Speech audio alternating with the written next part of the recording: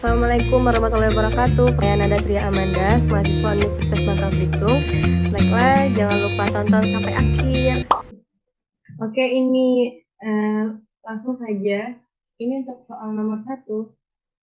Untuk soalnya, sebuah penelitian dilakukan untuk mengetahui apakah ada perbedaan pengetahuan masyarakat desa A dan desa B sesudah diberikan penyuluhan mengenai dampak membakar sampah di lingkungan tempat tinggal. Nah, untuk itu di soalnya sudah ada sampel 20 orang. Ini untuk sampelnya. Nah, eh, awalnya udah dikelompokkan di Excel, lalu kita pindahkan ke SPSS. Nah,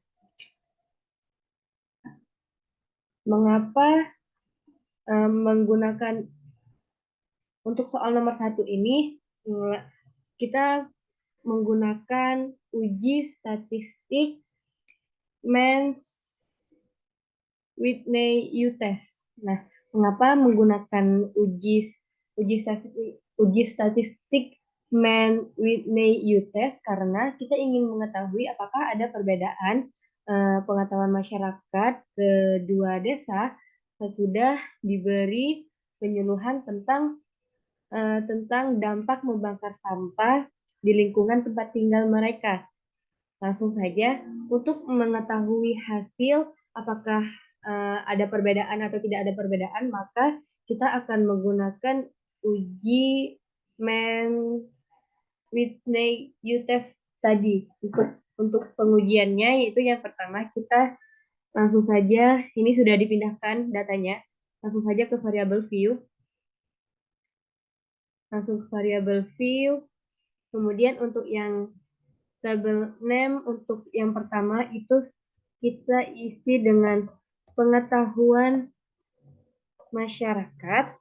Kemudian untuk yang di tabel yang kedua itu kita isi kelompok. Nah, untuk labelnya kita isi dengan pengetahuan masyarakat, kita singkat saja dengan PM. Dampak bakar sampah. Nah, untuk yang label kelompoknya kita isi dengan desa. Langsung saja ke kotak yang values ini, yang non khusus dengan kelompok sama desa, kita klik. Nah, karena ada 2 desa, perbandingan atau perbedaan, bukan perbandingan, maaf, itu ada perbedaan pengetahuan masyarakat desa A sama desa B, kemudian kita klik non yang di desa. Kemudian untuk value ini ada kotak dialog value labels. Untuk value ini kita isi 1. Untuk labelnya yaitu desa A. Kemudian kita tambahkan untuk yang kedua tetap pada kotak dialog value labels ini yang tadi. Untuk value-nya kita kedua. Kemudian untuk labelnya itu desa B. Langsung ditambahkan. Oke, klik oke. Lalu kita pindah ke data view. Nah, di sini sudah berubah kotak variabelnya dengan pengetahuan masyarakat sama kelompok. Kelompok ini apa? Kelompok ini untuk memudahkan kita. Ini adalah salah satu pengelompokan kode ke 40 responden ini.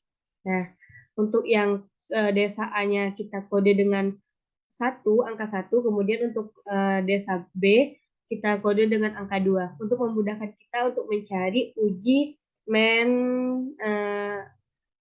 Whitney U-test-nya. Langsung saja kita ke analyze,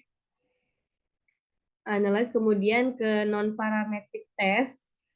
Di legacy dialogs kita pilih two independent samples, kemudian klik two independent samples tadi. Nah, muncul kotak two independent sample test untuk pengetahuan masyarakat terkait dampak bakar sampah tadi. Kita pindahkan ke tes variable list, kita pindahkan. Kemudian untuk desa atau kelompok ini kita pindahkan ke grouping variable. Langsung saja Nah, karena kita ingin mengetahui hasilnya dengan menggunakan uji statistik Mann-Whitney test, maka jangan lupa diklik untuk ini tes type-nya. Nah, udah kita klik Mann-Whitney test karena kita ingin mengetahui menggunakan uji statistik ini, langsung saja ke Define Group. Nah, ada kotak dialog to independent samples. Untuk grup 1 kita ketik 1, kemudian untuk grup yang keduanya kita ketik 2. Nah, langsung saja ke continue, kemudian kita klik oke. Nah, ini output SPSS atau end-part test dari uji Mann-Whitney test tadi. Untuk yang pertama, untuk table output yang pertama yaitu ranks pengetahuan masyarakat terkait dampak membakar sampah itu desa A sama desa B. N ini jumlah ini ada 20 berarti ada desa A 20 responden sama desa B 20 responden, ini ada 40 berarti totalnya ini benar ya teman-teman. Nah, untuk yang min ranknya atau nilai rata-rata itu untuk yang desa A dengan jumlah 20 sampel itu ada 18,08. Untuk desa B dengan jumlah 20 sampel ada 22,93. Nah, ini ada sum of ranks-nya juga. Kemudian di table output yang kedua yaitu ada tes statistik. Ini yang penting dalam uji Mann-Whitney test. Kenapa? Ini adalah hasil kita mengetahui apakah uh, untuk keputusan kesimpulan di akhir. Nah, di sini ada Mann-Whitney U ada 151,500, ada Wilson W-nya, ada signifikasinya. Nah, sebelum kita membuat keputusan atau kesimpulan terkait hasil uji Mann-Whitney test kita tadi, kita harus mengetahui hipotesis yang diajukan dalam uji statistik Mann-Whitney test ini. Nah, untuk hipotesisnya itu ada HA. HA itu adanya perbedaan hasil pengetahuan masyarakat sesudah adanya penyuluhan terkait dampak membakar sampah di lingkungan tempat tinggal. Sedangkan HU-nya itu kebalikan dari HA. Nah, untuk mengetahuinya juga, untuk menarik kesimpulan, kita juga harus mengetahui signifikansi. Jika nilai signifikansi hasil tes statistik ini lebih kecil daripada 0,05, maka hipotesisnya adalah HA diterima, HO-nya ditolak. Nah, jika hasil tes statistik ini signifikansinya lebih besar dari 0,05, maka hipotesisnya adalah HA ditolak dan HO-nya diterima.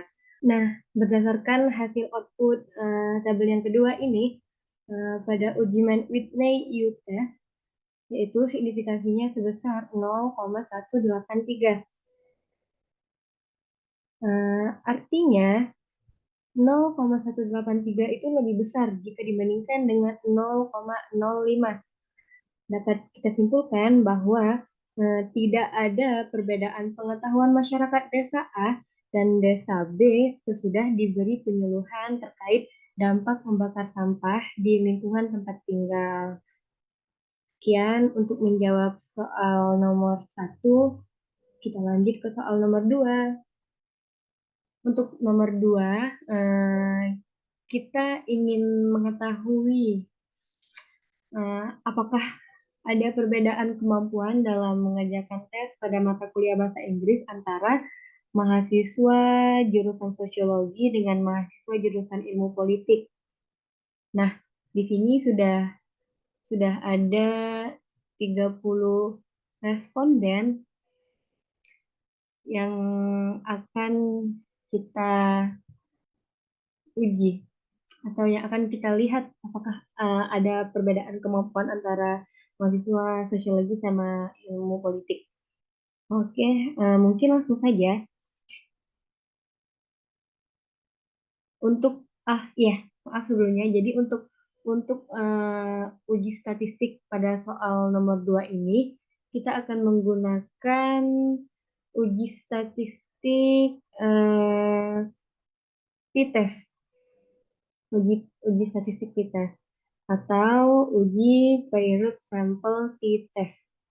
Nah, langsung saja. Jadi untuk langkah-langkah uji virus sampel t-test ini, kita awalnya membuka lembar kerja SPSS yang baru. Kemudian di sini sudah ada data-data yang sudah saya pindahkan dari Excel.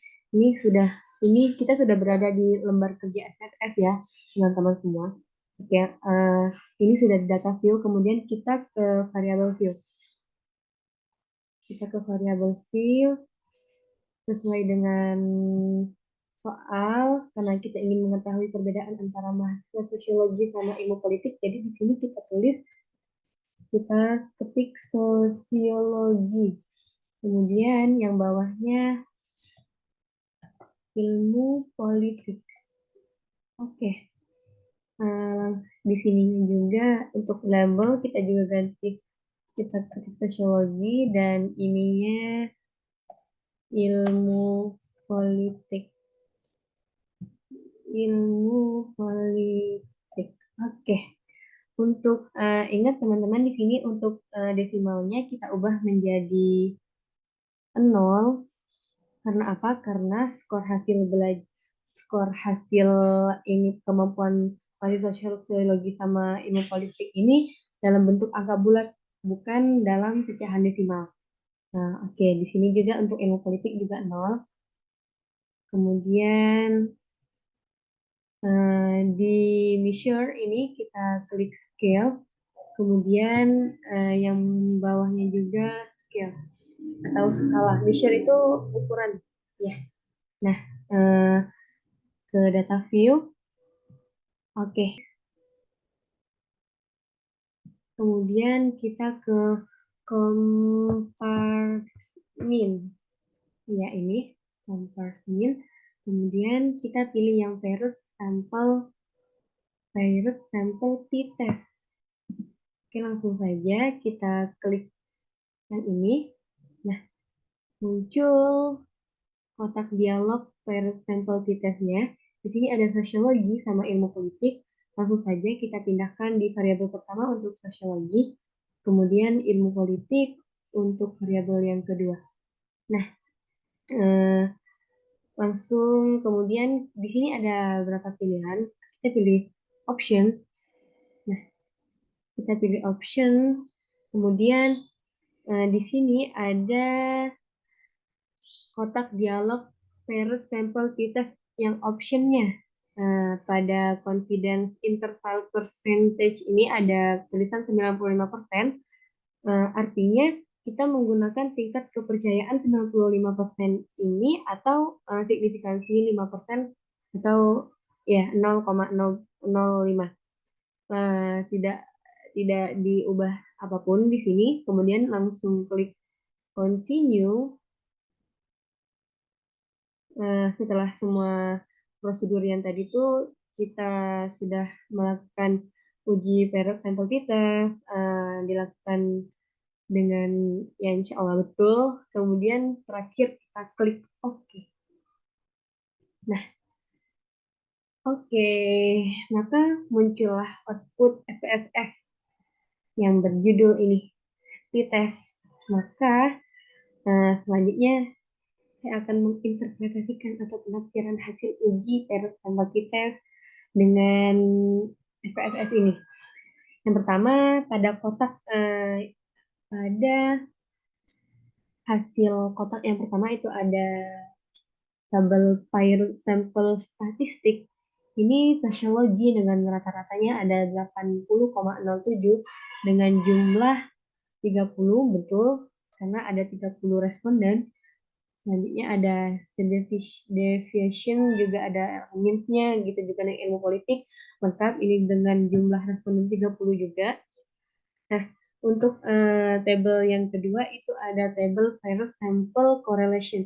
Ini output yang menunjukkan hasil uji kolerasi atau hubungan antara kedua data atau hubungan variabel sosiologi sama ilmu politik itu. Ya, eh, dari hasil output tabel ini correlation-nya sebesar 0,391 dengan signifikansi yaitu 0,033. Oke, yang selanjutnya yaitu ada table output paired sample test. Nah, output tabel yang ketiga ini output yang terpenting karena pada bagian yang ketiga inilah kita akan menemukan jawaban atas apa yang menjadi pertanyaan dalam dalam pertanyaan yang ingin kita uji ini. Nah, mengenai uh, apakah ada uh, perbedaan kemampuan dalam mengerjakan tes pada mata kuliah bahasa Inggris antara mahasiswa jurusan sosiologi sama mahasiswa jurusan ilmu politik. Oke. Kemudian sebelum kita membahas ini, ada pun untuk hipotesis sampel paired sample t-test ini untuk HO tidak ada perbedaan rata-rata antara hasil uh, antara hasil mengerjakan tes pada mata kuliah bahasa Inggris jurusan mahasiswa sosiologi sama mahasiswa jurusan ilmu politik. Sedangkan HA-nya yaitu ada perbedaan antara nilai nilai mengerjakan tes pada mata kuliah bahasa Inggris untuk mahasiswa jurusan sosiologi sama jurusan ilmu politik. Nah, di sini juga ada untuk pengambilan keputusan uji virus sample t-test ini kita akan kita kita terlebih dahulu mengetahui jika nilai signifikansi atau nilai thyroid ini lebih kecil daripada 0,05 maka HO ditolak dan HA diterima. Sebaliknya jika nilai signifikansi atau thyroid yang ini itu lebih besar dari 0,05 maka HO diterima dan HA-nya ditolak. Nah, berdasarkan tabel output ini pada tabel virus sample test diketahui bahwa nilai signifikansi atau Toefield ini sebesar 0,000. Artinya hasil signifikansi 0,00 ini lebih kecil jika dibandingkan dengan 0,05. Maka HO ditolak dan HA diterima. Sehingga dapatlah kita simpulkan bahwa adanya perbedaan kemampuan dalam mengerjakan soal atau mengerjakan tes pada mata kuliah bahasa Inggris antara mahasiswa jurusan sosiologi sama mahasiswa jurusan ilmu politik. Oke, ya mungkin sekian untuk jawaban nomor 2 dengan menggunakan uji virus sample t-test. Sekian, kita lanjut di soal nomor 3. Selanjutnya untuk menjawab nomor 3, di sini untuk soalnya yaitu apakah ada perbedaan motivasi belajar mahasiswa sebelum dan sesudah ruang kelasnya dipasang dengan AC. Nah, di sini sudah diambil sebanyak 20 mahasiswa untuk menjadi sampel penelitian data penelitian pada kali ini. Nah, adapun di sini udah tertera ini variabel sebelum sesudahnya.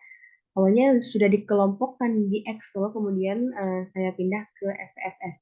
Nah, uji statistik yang tepat untuk mengetahui atau membuktikan hipotesis ini itu adalah menggunakan uji statistik Wilcoxon.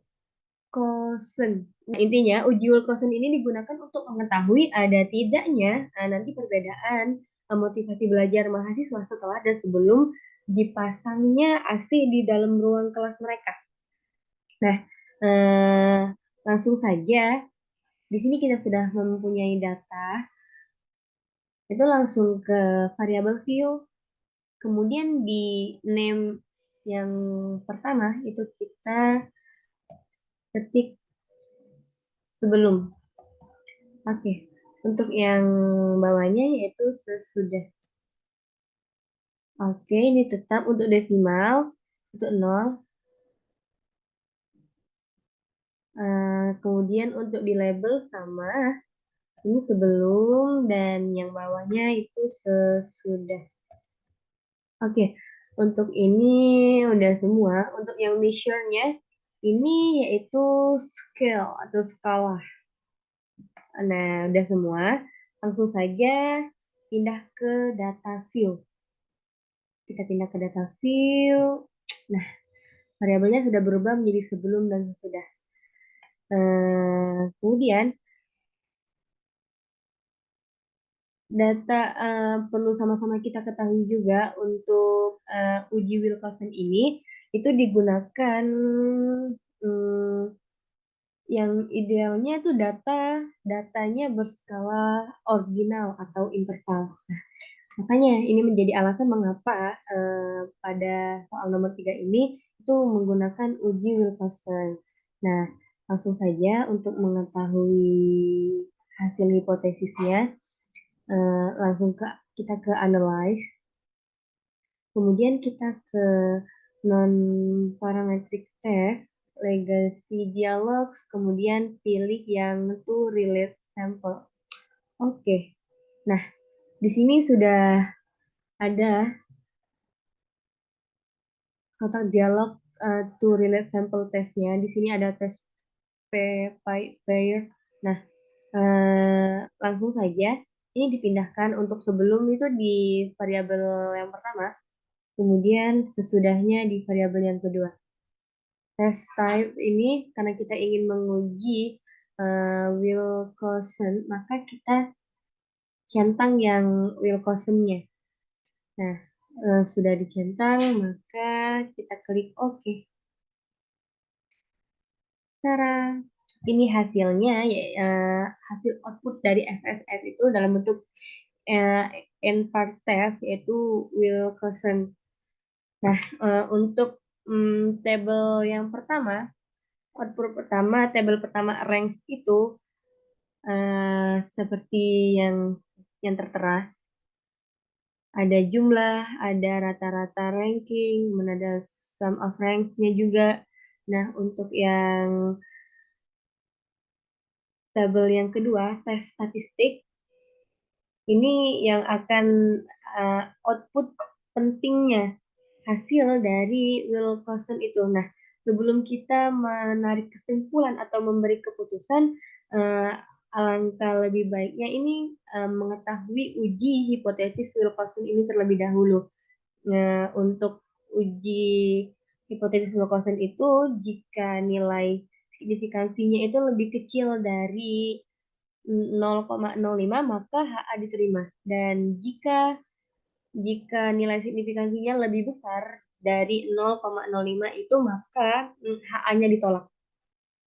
Nah, untuk pengambilan keputusan maka kita lihat di sini hasil signifikansi dari tes statistik atau hasil output SPSS-nya ini 0,003. Artinya ini lebih kecil dari 0,05. Dapat kita simpulkan bahwa 0,003 ini lebih kecil dari 0,05. Artinya HA diterima. Dengan kesimpulan adanya perbedaan motivasi belajar mahasiswa sebelum dan sesudah ruang kuliahnya dipasang dengan AC. Nah, mungkin sekian untuk menjawab soal nomor 3. Selanjutnya menjawab soal nomor 4. Langsung saja. Di sini ada sebuah penelitian kewirausahaan yang dilaksanakan selama 3 hari. Kemudian dilakukan evaluasi dalam setiap sesi. Evaluasi hasil penelitiannya dilakukan setiap hari selama pelatihan. Nah, di sini adalah terkait data-data dari ke 20 orang peserta, 20 orang peserta pada hari pertama, hari kedua, dan hari ketiga. Eh, eh, Uji statistik yang paling tepat untuk menguji hipotesis ini adalah menggunakan uji statistik Friedman. Di mana alasannya mengapa menggunakan Friedman karena kita ingin mengetahui apakah ada perbedaan nilai yang signifikan dari hasil evaluasi dalam pelatihan kewirausahaan yang dilakukan. Untuk itu langsung saja. Pertama kita ke variable view. Kemudian untuk yang pertama itu hari 1. Kemudian bawahnya hari 2. Dan yang terakhir itu hari ketiga. Nah, untuk labelnya juga kita tulis hari penelitian. Hari penelitian 1, hari penelitian 2, sama hari penelitian 3. Oke, ini sudah semua. Yang kolom-kolom yang lain biarkan dalam mode default itu ke data view. Nah, ini sudah berubah variabel hari pertama, hari kedua, dan hari ketiga. Karena kita ingin mengetahui menggunakan uji Friedman, itu yang pertama kita ke analyze. Kemudian kita ke non-parametric test. Kita ke negasi dialog. Nah, kemudian kita ke relate sample yang terakhir. Kemudian klik. Nah, di sini sudah ada kotak dialog test for several relate sample. Kemudian pada hari penelitian pertama, kedua, dan ketiga ini pindahkan ke test variable. Oke. Yang kedua, yang ketiga. Oke, karena untuk tes type-nya ini karena kita ingin mengetahui menggunakan uji statistik treatment, maka klik centang di test type yang treatment. Kemudian klik OK. Dalam inverted, nah di sini ada langsung saja di tabel yang pertama itu ada tabel range. Di sini hari penelitian pertama, hari penelitian kedua, hari penelitian ketiga dengan rata-rata ranking itu yang pertama ada 1,70, kemudian yang keduanya ada 2,05, kemudian yang ketiganya ada 2,25. Nah, untuk tabel yang kedua itu ada tabel tes statistik. Ini tabel yang penting untuk mengetahui apakah hasil dari hipotesis uji tes treatment ini. Nah, dari tabel output yang ini kita lihat bahwa jumlah 20 responden benar, Chi-square-nya 3,937, F2, kemudian signifikansinya yaitu 0,140.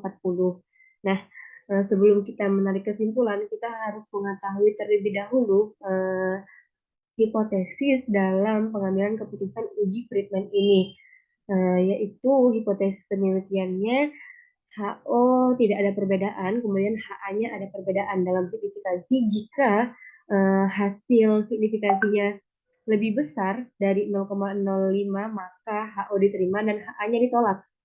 Namun, jika nilai hasil signifikansinya itu lebih kecil dibandingkan 0,05, maka HO ditolak dan HA-nya diterima.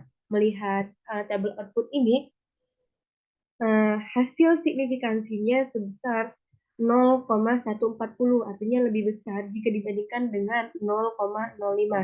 Dengan begitu, 0,140 ini lebih besar dari 0,05. Dengan demikian, HO-nya diterima dan HA-nya ditolak. Artinya, itu tidak ada perbedaan. Tidak ada perbedaan nilai yang signifikan dari hasil evaluasi dalam penelitian kewirausahaan yang dilakukan. Sekian untuk menjawab soal nomor 4. Kita lanjut ke soal nomor 5. Baiklah, untuk menjawab soal nomor 5, langsung saja. Di sini kita ingin mengetahui apakah ada pengaruh penyuluhan mengenai pengelolaan makanan tinggi protein untuk mencegah resiko stunting pada balita terhadap perilaku orang tua dalam memberikan makanan tinggi protein pada balita tersebut. Nah, di sini kita sudah memiliki 30 responden, yang mana sudah saya kelompokkan di Excel, kemudian sudah saya pindahkan di SPSS seperti ini. Nah, di SPSS. Nah, kemudian uji statistik apa yang tepat untuk mengetahui hasil hipotesis ini, yaitu dengan menggunakan uji statistik Max-Nemar. Kenapa menggunakan uji Max-Nemar? Karena bertujuan untuk membuktikan apakah ada perubahan atau tidak setelah dilakukannya penyuluhan mengenai pengelolaan makanan tinggi protein untuk mencegah risiko stunting pada balita terhadap perilaku orang tua dalam memberikan makanan tinggi protein pada balita tersebut. Langsung saja, untuk mengetahui hasil hipotesis uji statistik Max-Nemarnya itu ke variabel view, kita ke variabel view. Kemudian pada name yang pertama itu kita ketik maksudnya sebelum adanya penyuluhan mengenai makanan tinggi protein. Kemudian yang kedua itu sesudah adanya penyuluhan. Kemudian untuk desimal itu kita isi 0. Karena apa? Karena datanya berbentuk bilangan bulat atau angka bulat, bukan dalam pecahan desimal. Itu mengapa desimalnya itu 0. Kemudian di labelnya, ini kita sebelum, kemudian bawahnya sesudah. Nah, untuk measure atau ukurannya itu scale atau skala. Kemudian untuk kolom-kolom yang lainnya itu mode default saja. Ini mengalir dari aplikasi SPSS-nya saja. Nah, tidak usah dirubah-rubah, langsung ke data view. Nah, di sini variabelnya sudah berubah. Langsung saja ke analyze. Kita ke analyze, kemudian kita ke non-parametric test. Pilih legacy dialog, kemudian klik to relate sample. Nah, di sini sudah ada kotak dialog to relate sample test. Kemudian untuk sebelum ini kita pindah ke variabel pertama di kotak dialog test where. Nah, untuk yang sesudahnya juga pindah untuk ke variabel yang kedua. Nah, di sini karena kita ingin menguji uji Max-Nemar, maka di test type-nya ini kita centang Max-Nemar. Nah, kemudian setelah ini kita pilih option. Nah, di sini jika nanti untuk hasil output SPSS-nya itu mau berbentuk deskriptif, maka centang di sini, kemudian continue, dan oke.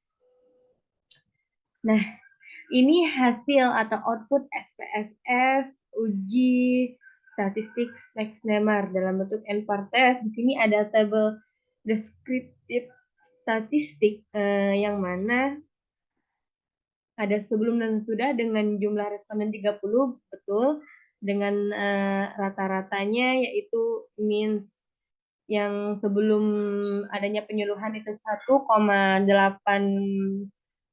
kemudian sesudah adanya penyuluhan itu 1,40. Di sini juga ada deviation-nya, ada minimum dan maksimumnya juga, nilai angka atau nilai minimum sama maksimum. Nah, yang kedua itu ada cross steps sebelum dan sesudah. Sini seperti ini. Kemudian ada tes statistiknya.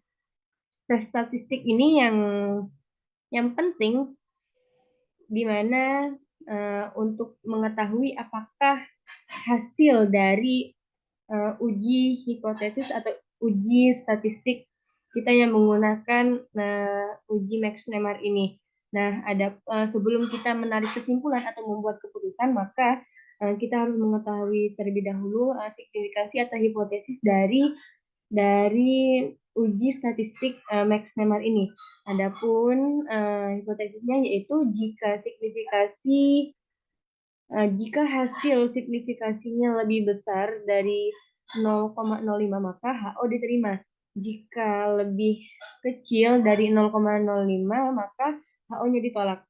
Nah, jika melihat output ini dari tes statistik output SPSS Max-Nemer, ini signifikansi atau totalnya itu adalah 0,004, yang mana artinya 0,004 ini dia lebih kecil jika dibandingkan dengan 0,05, maka HO-nya ditolak. Jika HO-nya ditolak, maka adanya perubahan sebelum dan sesudah dilakukannya penyuluhan terkait makanan protein tinggi untuk balita, untuk mencegah balita stunting kepada orang tua terhadap dalam memberikan makanan tinggi protein juga kepada balita tersebut. Oke. Sekian untuk nomor 5. Selanjutnya kita lanjut di nomor 6. Oke, kita lanjut menjawab soal nomor 6. Di sini kita ingin mengetahui apakah terdapat perbedaan nyata jenis online shop yang digunakan oleh pedagang online di Kecamatan A. Di sini peneliti sudah melakukan wawancara langsung dengan 27 responden. Ini udah ada 27 responden dengan masing-masing pedagangnya menggunakan 3 jenis aplikasi, yaitu TikTok Shop, Shopee, sama Tokopedia. Untuk uji statistik yang paling tepat digunakan untuk mengetahui apakah ada perbedaan atau tidak terkait ketiga jenis online shop ini, kita akan menggunakan uji statistik Cochrane. Nah, karena mengapa menggunakan Cochrane? Agar kita mengetahui apakah ada perbedaan nyata jenis online shop yang digunakan oleh pedagang online di Kecamatan A ini.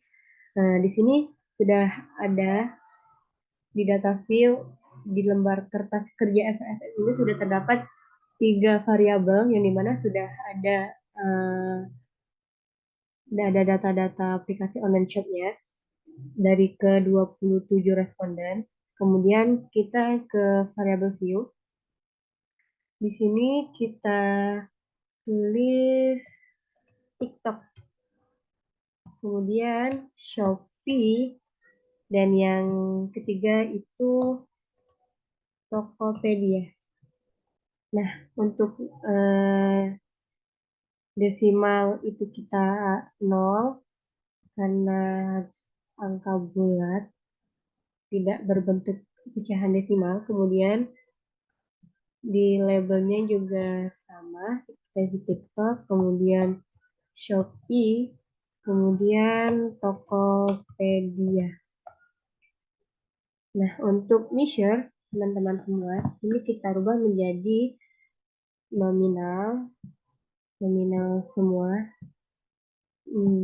Nah, kita ke data view. Ini sudah berubah. Variabelnya sudah menjadi variabel online shop, ada TikTok, Shopee, sama Tokopedia. Untuk ke uji statistik Cochrane-nya kita ke analyze. Kemudian kita ke non-parametric test, ke legacy dialog, ke correlate sample. Kita klik ini, muncul kontak dialog test for several relate sample.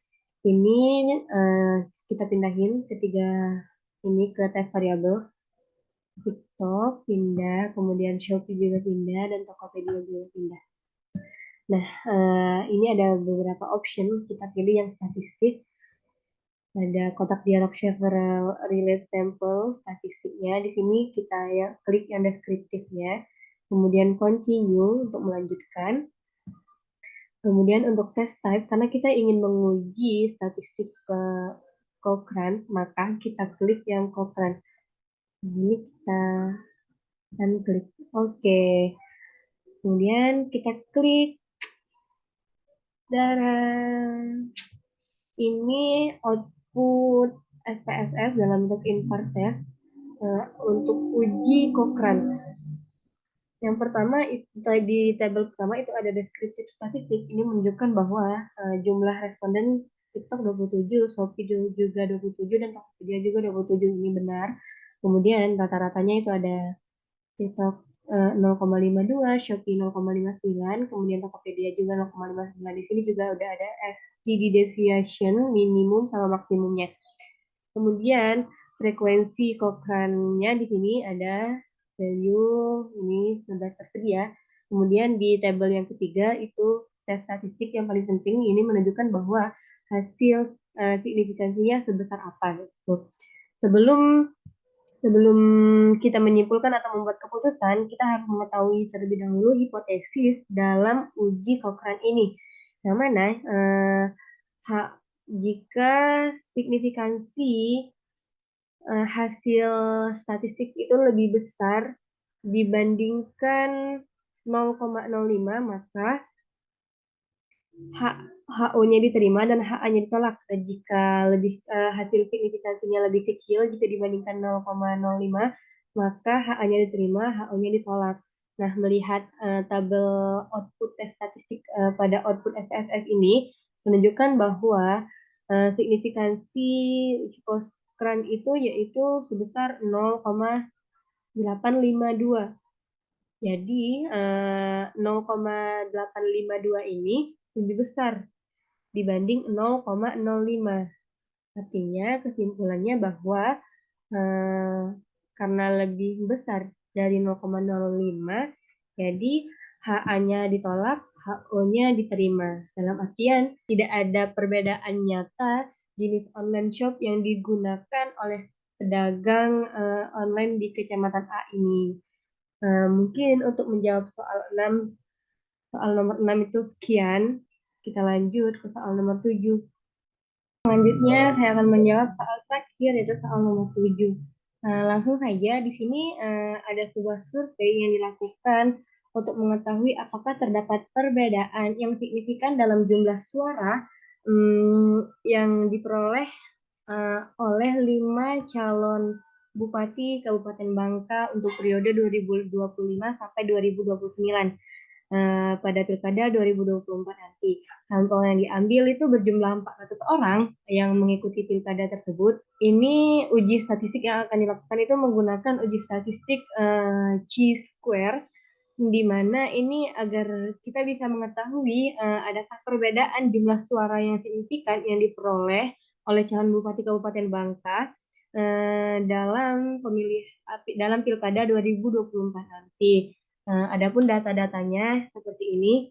Ini adalah jumlah pemilih dan di sini ada nama calon, tapi kemudian sudah saya menjadikan sebagai kode calon, jadinya 1, 2, 3, 4, 5. Kemudian untuk menggunakan uji square ini, kita terlebih dahulu ke variable view.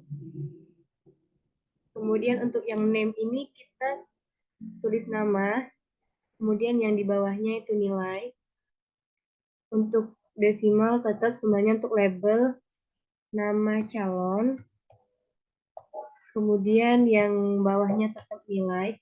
Nah, perlu teman-teman ketahui semuanya, jangan lupa untuk mengisi value di sini karena ada 5 calon peserta dalam Pilkada 2024 Kepulauan Kabupaten Bangka.